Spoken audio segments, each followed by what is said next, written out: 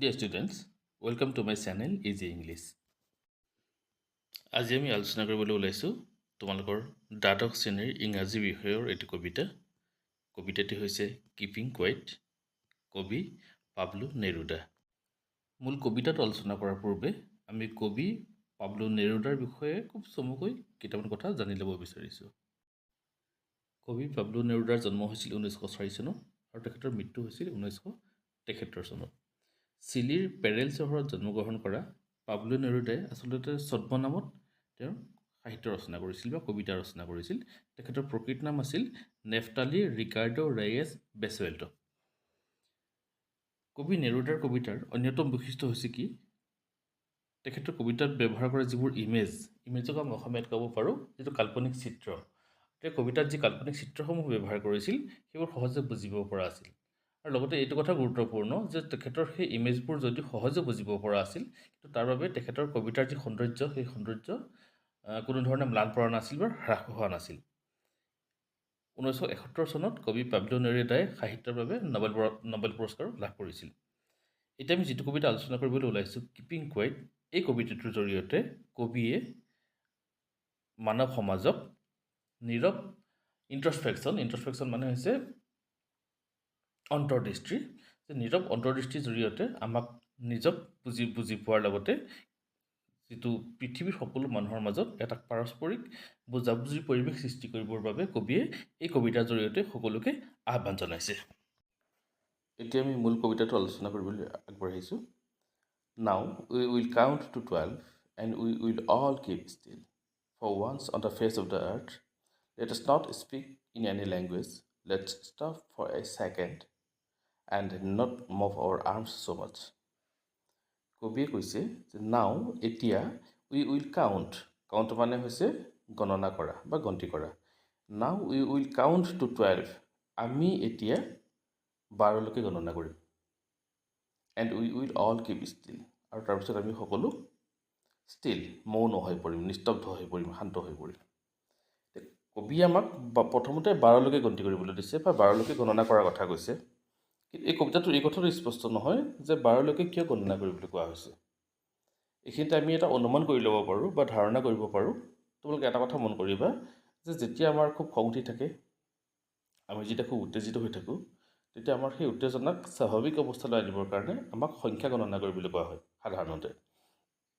গতিকে আমি ধাৰণা কৰিব পাৰোঁ যে কবিয়ে আমাক প্ৰথমতে গণনা কৰিবলৈ দিছে এইবাবে যাতে আমি আমাৰ অৱস্থাটো প্ৰথমে আমি স্বাভাৱিক অৱস্থালৈ আহিব পাৰোঁ। আৰু 12 শব্দটো হয়তো এইবাবেই ব্যৱহাৰ কৰা হৈছে যে 12টো হৈছে এটা সংখ্যাৰ একক বা সময়ৰ একক।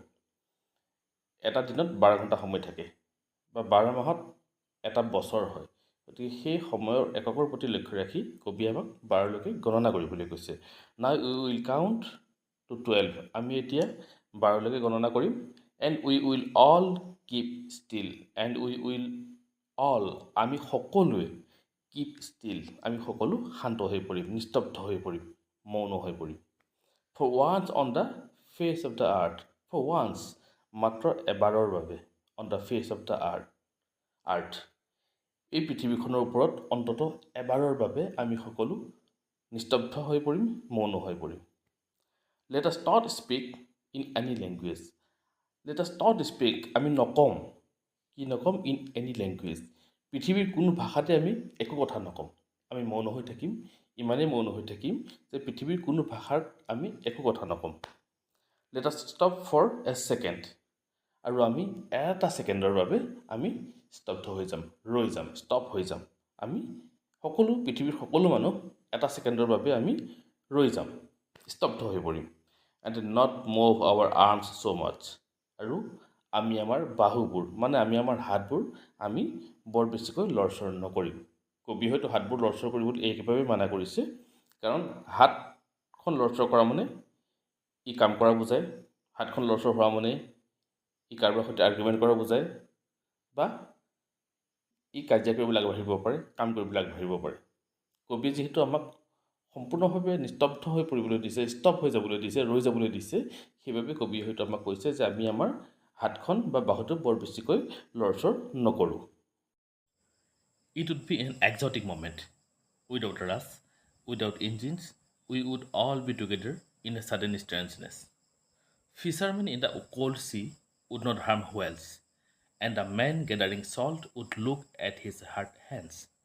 কবিয়ে কৈছে it would be an exotic moment মানে হৈছে মুহূৰ্ত it would be an exotic moment কবিয়ে কৈছে যে সেই মুহূৰ্তটো যিটো মুহূৰ্তত সমগ্ৰ পৃথিৱীৰ মানৱ জাতিয়ে এটা মুহূৰ্তৰ বাবে ক্ষণিকৰ বাবে স্তব্ধ হৈ পৰিব আৰু সেই মুহূৰ্তটো হ'ব এক অনন্য মুহূৰ্ত আমাৰ বাবে সম্পূৰ্ণ এক নতুন এক মুহূৰ্ত সেই অভিজ্ঞতা আমাৰ বাবে হ'ব একেবাৰে নতুন উইদাউট ৰাছ উইদাউট ইঞ্জিনছ য'ত ৰাছ নাথাকিব উইদাউট ৰাছ মানে হৈছে ভিৰ য'ত কোনো ভিৰ ভাৰ নাথাকিব উইদাউট ইঞ্জিনছ য'ত কোনো ইঞ্জিন নাথাকিব কল কাৰখানা নচলিব গাড়ী মটৰ নচলিব একো ইঞ্জিনেই নচলিব সকলো স্তব্ধ হৈ পৰিব উই উইড অল বি টুগেডাৰ আৰু সেই নৈশব্দৰ মাজত সেই নিস্তব্ধতাৰ মাজত আমি সকলো পৃথিৱীৰ সকলো মানুহ উই উইড অল বি টুগেডাৰ মানে হৈছে একেলগ হোৱা সেই মুহূৰ্তটোত সমগ্ৰ পৃথিৱীৰ গোটেই মানৱ জাতি আমি একেলগ হ'ম ইন এ ছাডেন ষ্ট্ৰেঞ্জনেছ মানে হৈছে যে আচুহা পৰিৱেশ বা নতুন পৰিৱেশ আৰু সেই নতুন পৰিৱেশত আমি পৃথিৱীৰ সকলো মানুহ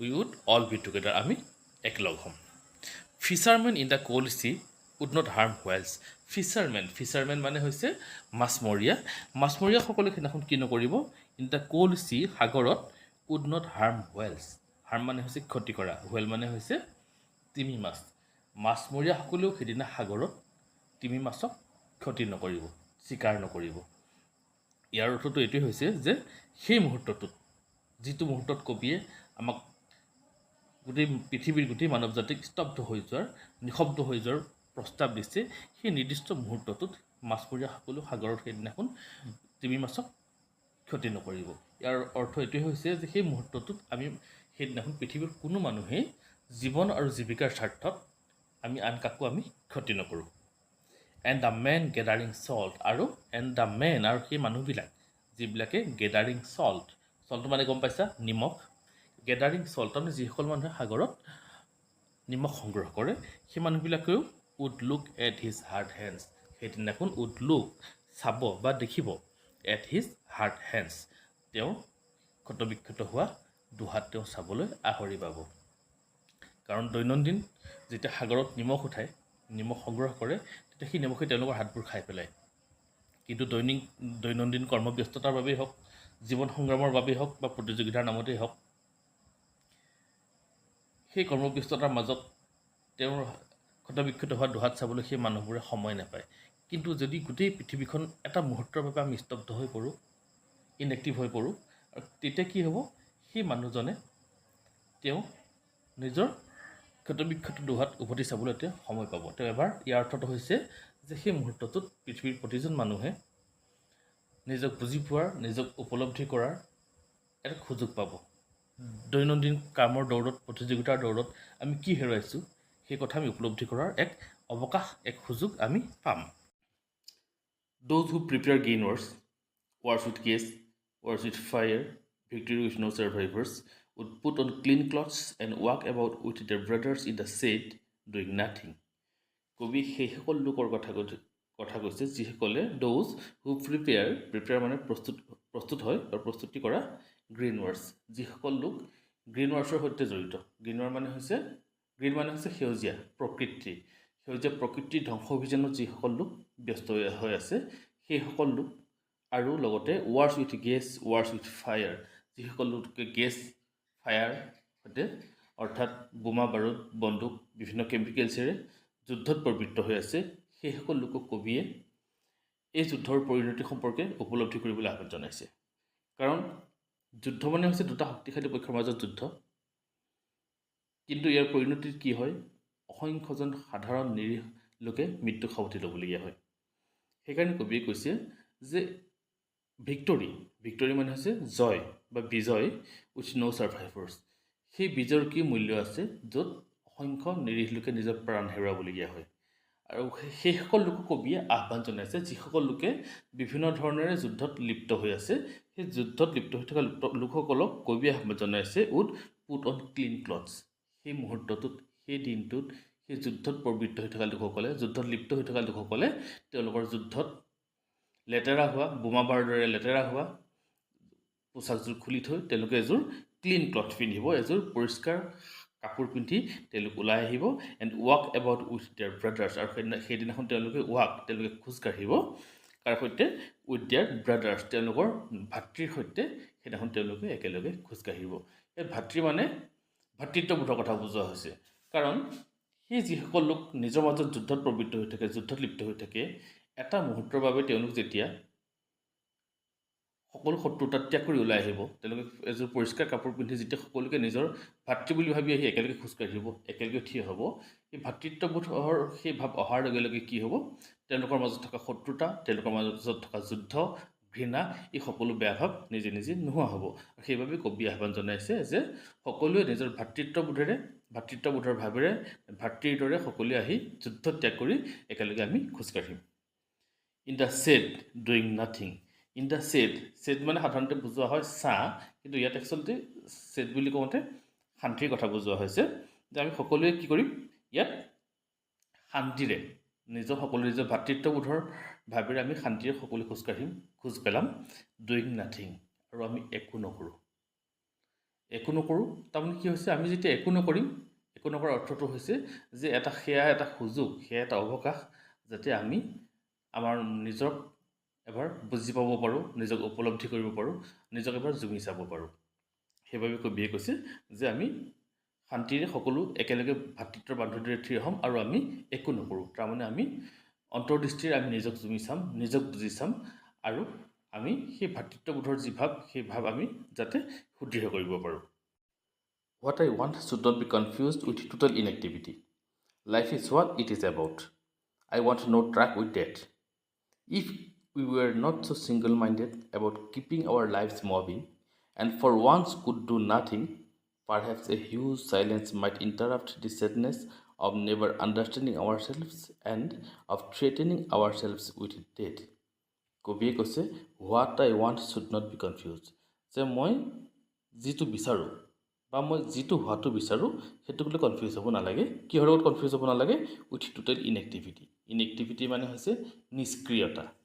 টোটেল ইনএক্টিভিটি মানে হৈছে সৰ্বাত্মক বা একেবাৰে নিষ্ক্ৰিয়তা। কবিয়ে কৈছে যে মই যিটো বিচাৰিছোঁ তাৰ অৰ্থটো এইটো নহয় যে আমি সকলো সম্পূৰ্ণভাৱে নিষ্ক্ৰিয় হৈ যোৱাটো বিচাৰিছোঁ। Life is what it is about. জীৱন নিজৰ গতিৰে চলি থাকিব, জীৱন নিজৰ দৰে চলি থাকিব। I want no' truck with death. মই মৃতদেহৰ ট্ৰাক বিচৰা নাই। কবি ইয়াৰ জৰিয়তে ক'ব বিচাৰিছে যে মই বিচৰা নাই যে গোটেই পৃথিৱীখন মৃত হৈ পৰক। মই বিচৰা নাই যে গোটেই পৃথিৱীখন একেবাৰে নিষ্ক্ৰিয় হৈ পৰক।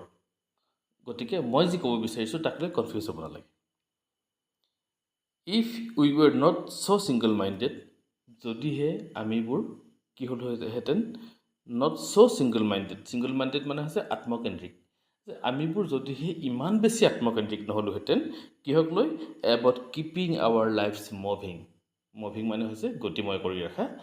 যে যদিহে আমি ইমান বেছি আত্মকেন্দ্ৰিক নহ'লোহেঁতেন, কিহক লৈ পেলাই? About keeping our lives moving, জীৱনটোক গতিময় কৰি ৰখাৰ স্বাৰ্থত যদিহে আমিবোৰ ইমান বেছি স্বাৰ্থপৰ নহ'লোহেঁতেন, ইমান আত্মকেন্দ্ৰিক নহ'লোহেঁতেন, এণ্ড ফৰ ওৱান্স, আৰু মাত্ৰ এবাৰৰ বাবে, কুড ডু নাথিং, আমি একো নকৰিলোহেঁতেন। একো নকৰাৰ অৰ্থটো হৈছে যে এটা মুহূৰ্তৰ বাবে যদি আমি নিজকে নিজে উপলব্ধি কৰিব পাৰিলোহেঁতেন বা আমি নিজক এবাৰ বুজি চাব পাৰিলোহেঁতেন, তেতিয়া কি হ'লহেঁতেন? পাৰহেপছ এ হিউজ চাইলেঞ্চ। পাৰহেপছ মানে সম্ভৱতঃ এ হিউজ চাইলেঞ্চ মানে হৈছে নৈশব্দ। হিউজ চাইলেঞ্চ মানে হৈছে বিশাল নৈশব্দ। গোটেই পৃথিৱীখন যেতিয়া একেলগে স্তব্ধ হৈ যাব, গোটেই পৃথিৱীত যেতিয়া মানুহে কোনো ভাষাত কথা নক'ব, গোটেই পৃথিৱীত যিটো মুহূৰ্তত যুদ্ধ নচলিব, কোনো কল কাৰখানা ইঞ্জিন নচলিব, তেতিয়া কি হ'ব? গোটেই পৃথিৱী জুৰি এটা যি বিশাল নৈশব্দৰ সৃষ্টি হ'ব, মাইট ইণ্টাৰাপ্ট দিছ ছেডনেছ, হয়তো সেই নৈশব্দই কি কৰিব? ইণ্টাৰাপ্ট মানে হৈছে ব্যাঘাত জন্মোৱা। ক'ত ব্যাঘাত জন্মাব? দিছ ছেডনেছ, হয়তো পৃথিৱীজুৰি যি বিশাল নৈশব্দৰ সৃষ্টি হ'ব, সেই নৈশব্দই আমাৰ যি ছেডনেছ, আমাৰ এই দুখটোত ব্যাঘাত জন্মাব। সেই দুখ কিহৰ দুখ বুলি কৈছে কবিয়ে? অৱ নেভাৰ আণ্ডাৰষ্টেণ্ডিং আৱাৰ চেল্ভছ, আমাক নিজক বুজি নোপোৱাৰ দুখ। আমি জীৱনৰ ধামখুমীয়াত, জীৱনৰ কৰ্মব্যস্ততাত আমি ইমান বেছি মগ্ন হৈ পৰোঁ, ইমান বেছি ব্যস্ত হৈ পৰোঁ যে আমাক নিজকে বুজিবলৈ, আমি নিজেই কোন তাক বুজি পাবলৈ আমি সময় নাপাওঁ, আমাৰ আহৰি নাথাকে। সেইকাৰণে কবিয়ে কৈছে যে গোটেই পৃথিৱীৰ জুৰি যদি এক বিশাল নক্ষত্ৰৰ সৃষ্টি কৰিব পৰা হয়, তেতিয়াহ'লে আমি এটা সুযোগ পাম আমি নিজক বুজি পোৱাৰ বাবে। আৰু যদি সেই নক্ষত্ৰৰ সৃষ্টি কৰিব পাৰোঁ এটা মুহূৰ্তৰ বাবে, তেতিয়া কি হ'ব, আমাৰ যে সেই দুখ, কোনটো দুখ, আমি নিজক বুজি নোপোৱাৰ দুখ। আৰু কি দুখ বুলি কৈছে, of never understanding our self and of threatening our self with death. আৰু আমি যে মৃত্যুৰ যি ভাবুকি, সেই ভাবুকিৰ যি আতংক, সেই বেদনাৰ পৰা, সেই যন্ত্ৰণাৰ পৰা হয়তো আমাৰ সেই যন্ত্ৰণা হয়তো ব্যাঘাত জন্মিব, যদিহে আমি গোটেই পৃথিৱী জুৰি এক বিশাল নৈশব্দৰ সৃষ্টি কৰিব পাৰোঁ। আৰু যি নৈশব্দৰ জৰিয়তে আমি আমাক নিজক বুজি পাবৰ বাবে আমি এটা সুযোগ ল'ব পাৰোঁ। আৰু দ্বিতীয়তে গোটেই পৃথিৱীৰ মানৱ জাতিৰ মাজত এটা ভাতৃত্ববোধৰ যি সম্পৰ্ক, যি ভাৱ, সেয়া আমি সৃষ্টি কৰাত অৰিহণা যোগাব পাৰোঁ। Perhaps the earth can teach us as when everything seems dead and later proves to be alive. Now I will count up to 12 and you keep quiet and I will go. কবিয়ে কৈছে সম্ভৱতঃ the আৰ্থ কেন টিচ আছ, এই ক্ষেত্ৰত পৃথিৱীখনেও আমাক শিকাব পাৰে, এটা শিক্ষা দিব পাৰে। কি শিক্ষা দিব পাৰে? এজ হুৱেন এভৰিথিং ছিমছ ডেড, যেতিয়া কি হয় পৃথিৱীৰ বুকুত এভৰিথিং ছিমছ ডেড, সকলোবোৰ ডেড, মৃত যেন লগা হয়। এণ্ড লেটাৰ মানে হৈছে পিছত, প্ৰভছ টু বি এলাইভ, আকৌ সি প্ৰমাণ কৰি দিয়ে যে একচুৱেলি পৃথিৱীখন মৃত হৈ নাযায়, ই আকৌ প্ৰাণ পাই উঠে, ই জীৱন্ত হৈ উঠে। তোমালোকে এটা কথা মন কৰিবা যে শীতৰ আগমনৰ পিছতে কি হয়, প্ৰকৃতিৰ ৰূপ মৃতপ্ৰায় হৈ পৰে। গছ বিৰিখৰ পাত সৰি পৰে, গছবোৰ লঠঙা হৈ পৰে, প্ৰকৃতিৰ প্ৰাণহীন যেন হৈ পৰে। কিন্তু বসন্তৰ আগমনৰ লগে লগে কি হয়, প্ৰকৃতি পুনৰ নতুন সাজেৰে সজ্জিত হৈ উঠে, গছ বিৰিখৰ নতুন পাত ওলায়, প্ৰকৃতিৰ নতুন ৰূপেৰে আকৌ বিনয়ন দিয়া হৈ পৰে। অৰ্থাৎ শীতৰ আগমনৰ লগে লগে প্ৰকৃতিৰ যি ৰূপ, সেই ৰূপ সঁচা নহয়। প্ৰকৃতি কিছুদিনৰ বাবে মৃতপ্ৰায় ৰূপ লোৱাৰ অৰ্থ এইটো নহয় যে প্ৰকৃতি মৃত হৈ যায়। ই সময়ৰ লগে লগে আকৌ কি হয়, পুনৰ নতুন প্ৰাণেৰে উজ্জীৱিত হৈ উঠে। গতিকে কবিয়ে পৃথিৱীৰ পৰা আমি এই শিক্ষা ল'ব পাৰোঁ বুলি মানৱ জাতিক আহ্বান জনাইছে। আৰু শেষত তেওঁ কৈছে, now I will count up to 12, এতিয়া মই 12লৈকে গন্তি কৰিম। কবিয়ে কৈছে যে এতিয়া কবিয়ে 12লৈকে গণনা কৰিব। এণ্ড ইউ কিপ কুৱাইট, আৰু আমাক কৈছে যে মই 12লৈকে গণনা কৰিম, তাৰপিছত তোমালোক নিস্তব্ধ হৈ যাবা, তোমালোক শান্ত হৈ যাবা, তোমালোক মৌন হৈ ৰ'বা। এণ্ড আই উইল গো, আৰু মই গুচি যাম, কাৰণ মোৰ দায়িত্ব সিমানেই। মই এইটোৱে বিচাৰিছিলোঁ যে আমি 12লৈকে গন্তি কৰিম, তাৰপিছত আমি এটা মুহূৰ্তৰ বাবে আমি নিস্তব্ধ হৈ যাম। আৰু এইটো তোমালোকে, মই 12লৈকে গন্তি কৰি দিম, বা মই 12লৈকে এতিয়া গন্তি কৰিম, তাৰপিছত তোমালোক শান্ত হৈ যাবা, নিস্তব্ধ হৈ যাবা, মৌন হৈ যাবা, আৰু মোৰ দায়িত্ব ইমানতে শেষ, আৰু মই গুচি যাম। ছাত্ৰ ছাত্ৰীসকল, এইটোৱেই মূলতঃ কবিতাটোৰ সবিশেষ, কিপিং কুৱাইট। আশা কৰোঁ কবিতাটো তোমালোকে ভালদৰে বুজি পাইছা। আৰু মই তোমালোকক এই কথাটো কৈছোঁ যে কবিতাটো তোমালোকে কেনে পাইছা, ক্লাছটো কেনে লাগিছে তোমালোকৰ, এই কথাটো তোমালোকে কমেণ্টত আমাক জনাবা। আৰু যদি কিবা নুবুজা কথা ইয়াত আছে, তোমালোকৰ কিবা কনফিউজন আছে, এই কথা তোমালোকে কমেণ্টত উল্লেখ কৰিবা। আৰু তোমালোকৰ যদি নতুন অন্য কিবা নিড আছে, প্ৰয়োজন আছে, সেইখিনি কথাও তোমালোকে কমেণ্টৰ যোগেদি জনাবা, যাতে আমি পৰৱৰ্তী সময়ত তোমালোকক আমি এই ক্ষেত্ৰত সহায় হোৱাকৈ আমি সহযোগিতা আগবঢ়াব পাৰোঁ। আজিলৈকে ইমানেই, ধন্যবাদ।